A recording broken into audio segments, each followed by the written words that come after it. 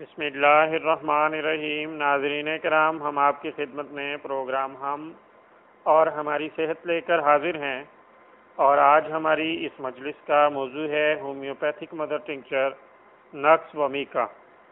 معدے کی تکالیف، افارہ، درد کولنج، ذائقہ ترش اور کڑوے ڈکار، نیز شراب و شباب اور نوجوانی کی غلطیوں اور کوتاہیوں کا کفارہ، یہی اس کی اہم علامات ہیں۔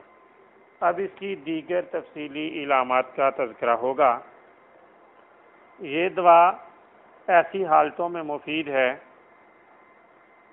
جو شراب و شباب کا نتیجہ ہوں، رنگ رلیوں کے بد اثرات میں مفید ہے، معدے، پیٹ اور پاخانے اور مردانہ علامات میں اہم کام کرتی ہے۔ ذائقہ ترش، افارہ اور کلیجہ جلتا ہے، ترش کڑوے ڈکار آتے ہیں، معدہ چھونے سے حساس ہوتا ہے، ندیدوں جیسی بھوک لگ جاتی ہے، پیٹ کے بالائی حصے میں افارہ آتا ہے، جیسے پیٹ میں پتھر رکھا ہوا ہو۔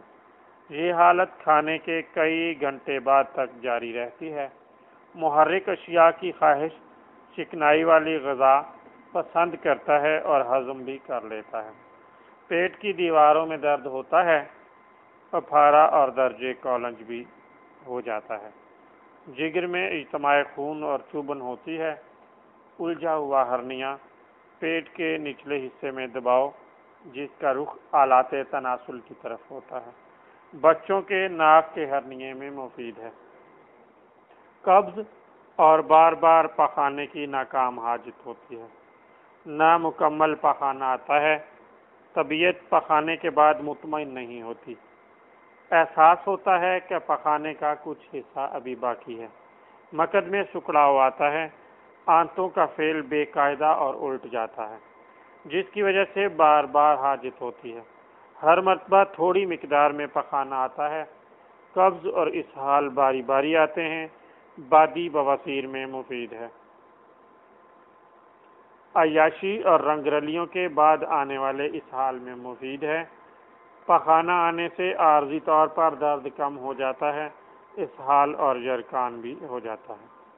پیشاب کرتے وقت پیشاب کی نالی میں خارش ہوتی ہے اور مثانے کی گردن پر درد ہوتا ہے، مثانے کا جوش، تشنج اور پیشاب کا اخراج قطرہ قطرہ، گردوں کا کولنج جو آلات تناسل تک پھیل جاتا ہے، خواہش مباشرت بآسانی بھڑک اٹھتی ہے، آرام طلبی کی زندگی گزارنے سے اخراج منی ہوتا ہے، کثرت مباشرت کے بد اثرات کو دور کر دیتی ہے، خصیوں کی سوزش میں مفید ہے، جریان منی اور خواب، خصیوں میں سکڑاؤ والا درد ہوتا ہے، حیض ہمیشہ بے قاعدگی سے آتے ہیں، غشی کے دورے آتے ہیں، رحم ٹل جاتا ہے، ناکام درد ذی جو مائع مستقیم تک پھیلتا ہے، اور پخانہ اور پیشاب کی بار بار حاجت ہو جاتی ہے، خواہش مباشرت کی شدت ہوتی ہے اور رحم سے خون آتا ہے، بازو اور ہاتھ سو جاتے ہیں،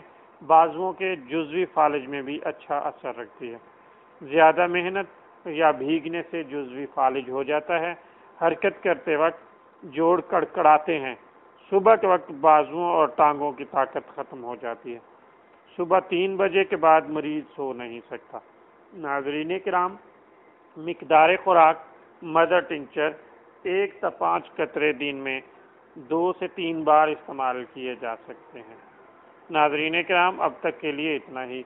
آئندہ کسی اور موضوع کے ساتھ آپ کی خدمت میں حاضر ہوں گے۔ اجازت دیجیے، خدا حافظ۔